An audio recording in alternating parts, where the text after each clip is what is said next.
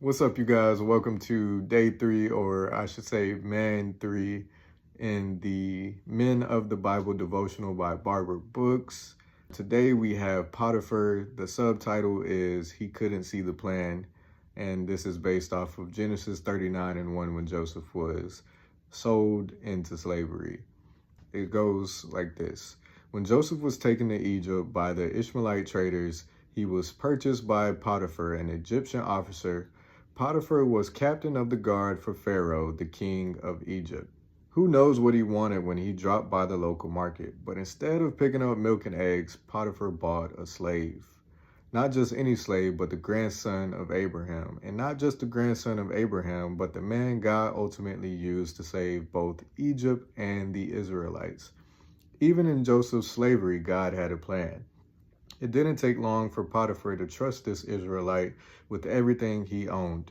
The longer Joseph remained in his house, the better things seemed to go for Potiphar, whose crops and livestock increased. This royal officer must have believed that luck played a key role in his purchase of Joseph, but luck was not involved. The last thing we read about Potiphar is that he tossed Joseph in prison based on false accusation by his wife. Even in the false accusation, God had a plan. Potiphar's story was over, but Joseph's was just getting started.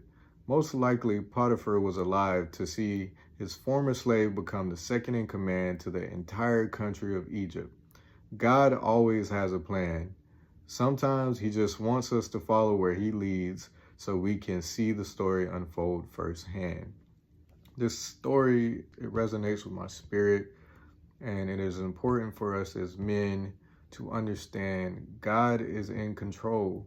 We must trust God with everything. We must trust him to straighten our path. We must trust him while we walk on the straight and narrow. God has things in store for us that we cannot see. One thing I like to go by is, instead of worrying, if it's not in my control, I'm not going to worry about it. I'm going to leave it in God's hands because he can see things that I cannot see. He can see the future. He can see the past. He can see the present. He is omnipotent. It is important for us as men of God to trust God in the areas of our lives that we feel like we have no control, and even the areas we feel like we have all the control. So I want to leave you guys with this. Remember Potiphar, but also remember Joseph. And that's what I got for you guys today. I love you, and I'll see you in the next one. Peace.